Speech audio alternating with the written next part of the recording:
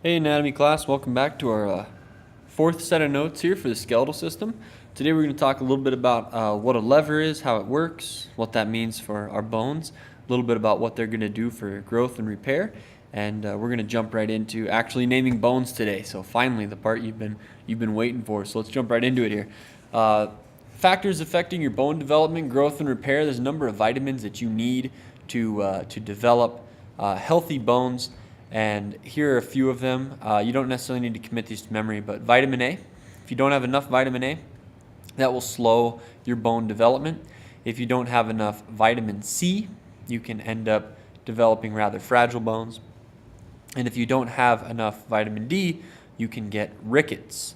And so kind of some cool examples of deficiencies rather in these would certainly be using citrus fruits to sail long distances, and the disease scurvy and stuff like that are kind of cool examples of that. So the vitamin D, what we just learned about in the skin chapter, here it's coming in to play a very important role in our skeletal system. So there's a few other that aren't really vitamins, but that are hormones that can affect your bone development. Growth hormone is certainly an important one. If you don't have enough growth hormone, you can develop dwarfism, so you'll be, of course, shorter than standard. And if you have excessive growth hormone, depending on when you have it, you can result in gigantism, so being very, very tall, or acromegaly, where you get a much larger than normal jawbone and hands, and some places where after the growth plates have closed, in the long bones we can continue to grow these bones that don't have those growth plates, like the mandible and the fingers and stuff like that. So that's kind of a cool example. And thyroid hormone it plays a role in skeletal development. If you don't have enough thyroid hormone, your bone growth can be delayed quite a bit. So it is certainly a delicate balance, which is always the case really with homeostasis, and so that shouldn't come as too much of a surprise. So what are some other things? Sex hormones promote bone formation, and they stimulate that ossification of the epiphyseal plate.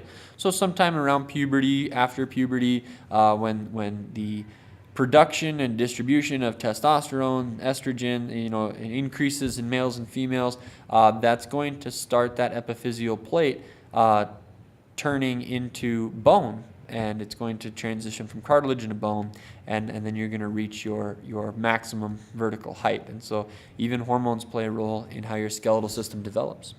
And then finally, one we've talked about in class already is physical stress. Bones, they know when they're being stressed. They can sense that information. They can lay down more matrix and make the bones more dense if they're under a lot of physical stress, running, lifting weights, whatever you're doing. If you're just sitting around not doing anything, they'll sense that as well, and they'll become less dense. So here's how a lever works. A little bit of physical science, a little bit of physics that really does play a very important role in anatomy. There's all sorts of different types of levers and ways you can make these sorts of things, but they're all going to include one sort of thing. The rigid bar. In each one of these, you have a rigid bar. Here it's the edge of the scissors. Here it's this teeter-totter. Here it's this frame of a wheelbarrow. You have a fulcrum. And the fulcrum is the point about which the bar moves. So here, the middle of the teeter-totter, here the fulcrum is at the end of the scissors, and here the fulcrum is at the wheel of the wheelbarrow. The object that we're going to move, here we're lifting an object with the teeter-totter, we're putting a force down on this object, and we're lifting this object with the force. And the force is what supplies the energy for movement. Now, for our next chapter, the muscular system, the muscles are what supply the force. And for this chapter, the skeletal system, the bones are what serve as the rigid bar for movement to occur with. And so here's the application in anatomy. We have a rigid bar, we have a fulcrum, we have a force or a weight we are trying to move, and so we are going to cause a force on this side of that fulcrum. So the triceps brachii relax, the biceps brachii contract, and because we have a rigid bar, and a fulcrum, we can drag one rigid bar up and we can curl. Now, the opposite of this here is this little tricep press down thing we have going on.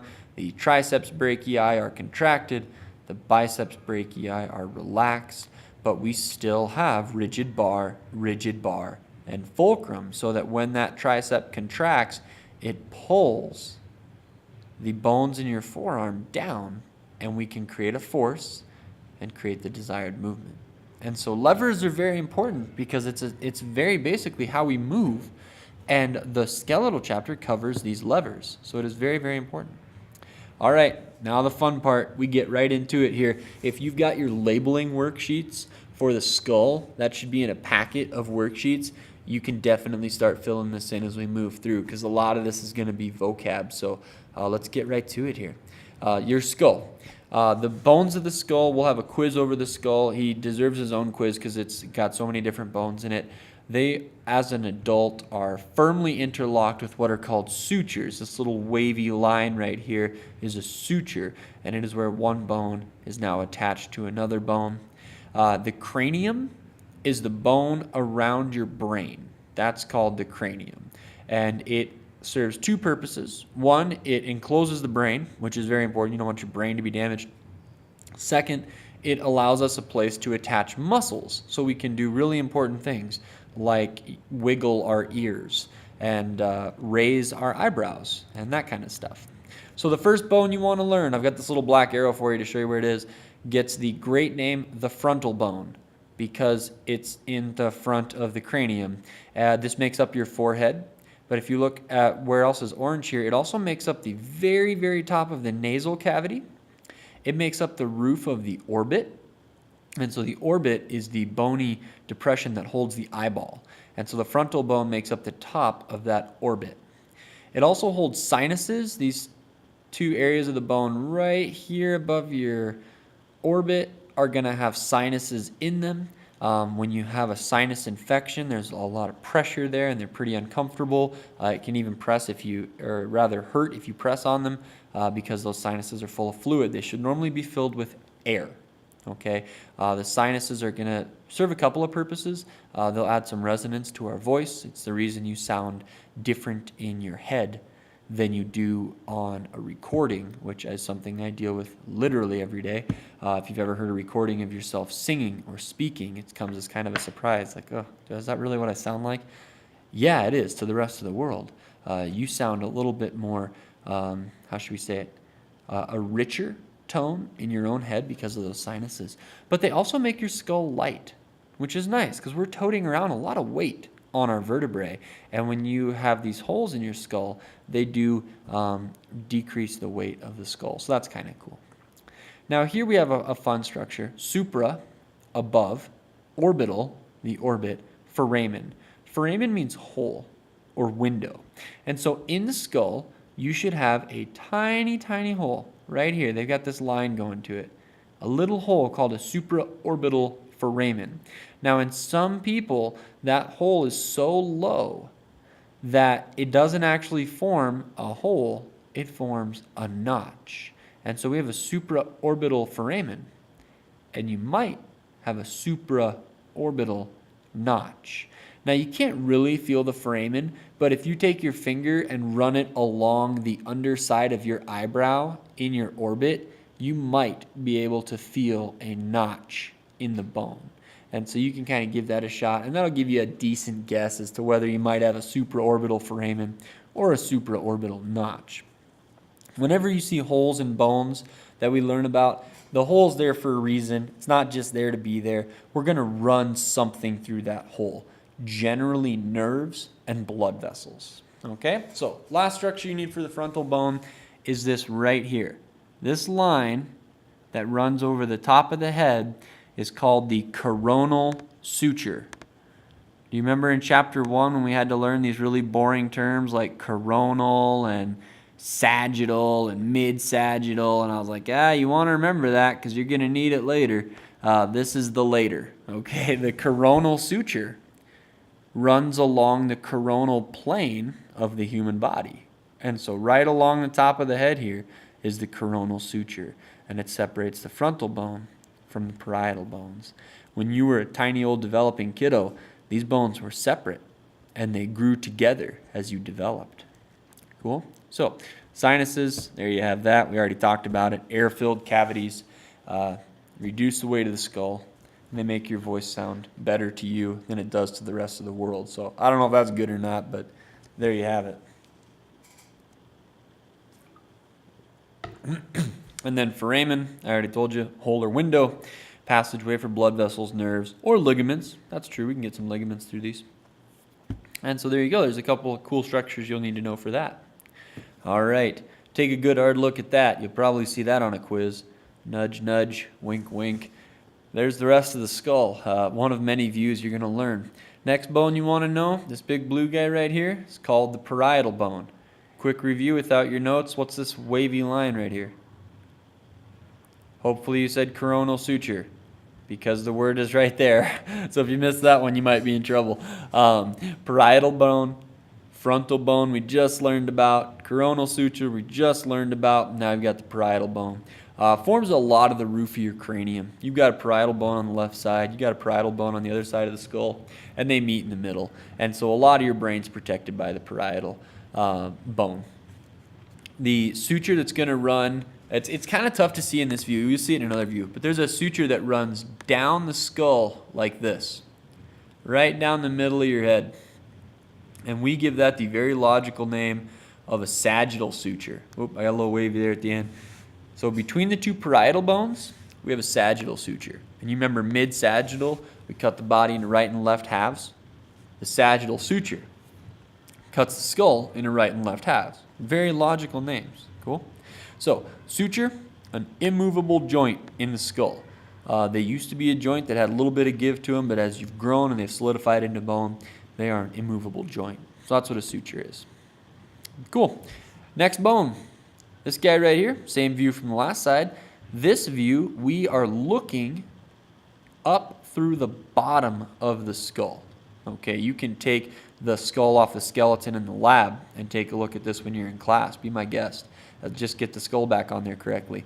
The occipital bone, right here, is the base of the cranium. All right, this thing is framed by a lambdoidal suture. My Greek is poor, but basically it's something along the lines of that. Okay, where this suture runs down from the sagittal suture and meets this occipital bone right here, we end up getting this shape that kind of, sort of, more or less looks like a lambda, and it'd run down the other side too. And so we give it this Greek letter lambda, and we say it's a lambdoidal suture. And that's it's tough to say, it's tough to spell, but there you have it. That's the suture. The next name, very logical name, right here, this guy.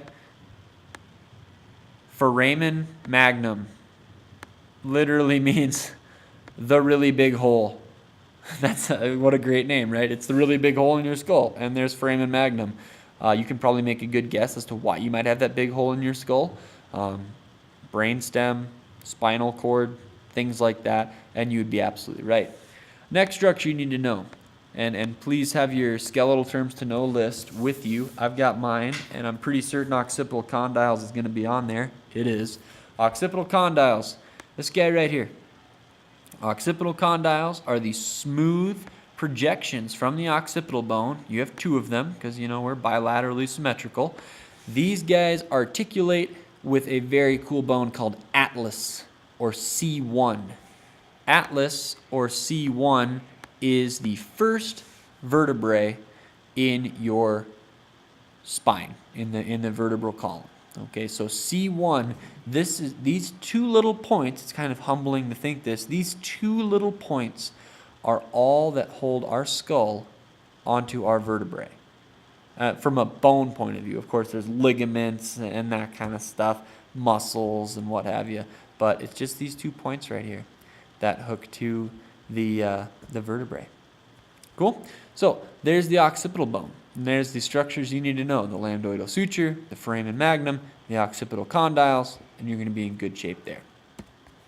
All right, so you're going to see the word condyle again. You're going to see a lot of these words again. Foramen you'll see again. A condyle is a rounded process that articulates with another bone. Okay, so you'll want to know, you don't need to necessarily memorize that word for word, but know it as it applies to the other terms you're going to learn. So, next bone, this red guy right here. Here's your border, very, very cool border. It's called the temporal bone. It forms the side of the cranium, and then from the lower view, it actually forms a little bit of the base. Kind of runs down here beside this occipital bone. The suture name that we have for what connects the temporal bone to the rest of the bones is called squamosal, which is kind of cool because you remember squamous epithelial cells, and we're like, well, what's the shape of squamous epithelium? And it's like, I don't know. Doesn't really have a shape. It's kind of all over the place. Well, temporal bone, it's like, what's the shape of this suture here? Let's give it a cool name. Like, I don't know. It's kind of wavy and crazy and all over the place. Great, let's call it squamous. So, squamosal suture, it's what you call the suture around the temporal bone. So, some cool structures I want you to know. This guy right here is your ear hole. We call him external auditory meatus. Outside, hearing, big hole in the side of your head. External auditory meatus is going to house and protect the teeny, teeny, tiny bones called malleus, incus, and stapes that actually transmit sound waves. So very, very important. Now, next one's going to be a little tricky on this picture. This guy right here. And let's take a look at this. Oh, let's see. That's the right there, right there. There he is. All right. I don't know how good red pen is on red PowerPoint, but give it a shot, I guess. That guy is called the mandibular fossa. When you see fossa, it means a shallow depression. Okay, a depression where we can hook another bone into. So what bone do we hook in? The mandible. This guy, we don't call him jawbone anymore. We call him mandible. Where does the mandible hook into the temporal bone? The very logically named mandibular fossa. Cool? So there's another term you can learn. A few other processes that you're going to need to know are the mastoid process and the styloid process. Process basically means a thing that sticks out of a bone. The mastoid process is this guy right here. The styloid process, if you buy a stylus for a phone or a tablet, is this long skinny pen you write with. That guy right there is a styloid process. And then finally we have our zygomatic process, which is a pretty big one. This guy right here, that is the zygomatic process. Very, very logical, because this guy right here is the zygomatic bone. So what's the process that gets you to the zygomatic bone? The zygomatic process of the temporal bone. So that can get a little bit weird, but those are some structures that you need to know for the temporal bone. And I'm pretty certain that all of those are going to be on your terms to know list. It looks like they are. Yes, they are all on there. So there's some stuff you need to know about the temporal bone. All right, a few other words you're going to want to know, not to define them word for word, but know them to use them. Meatus, tube-like passageway within a bone. External auditory meatus, it's a tube. Fossa, a deep depression for connecting a bone. I said shallow, they say relatively deep. Sure, it's a depression for connecting another bone. And then a process, let's simplify this to a sticky outy thing on a bone, usually to attach muscles, right? You can probably make a pretty good guess as to what muscles might want to connect to these areas, you know, certainly to chew, to turn your head, that kind of stuff. You can kind of tell from where these two bones are pointing what these muscles might do. But we'll get into that next chapter, so don't worry too much about that. All right, so next ones, we're going into the head, but I want to keep these videos about under 20 minutes, and I feel like I'm getting close to that. So I'm going to go ahead and shut it off here. We will pick back up with the sphenoid bone in our next video.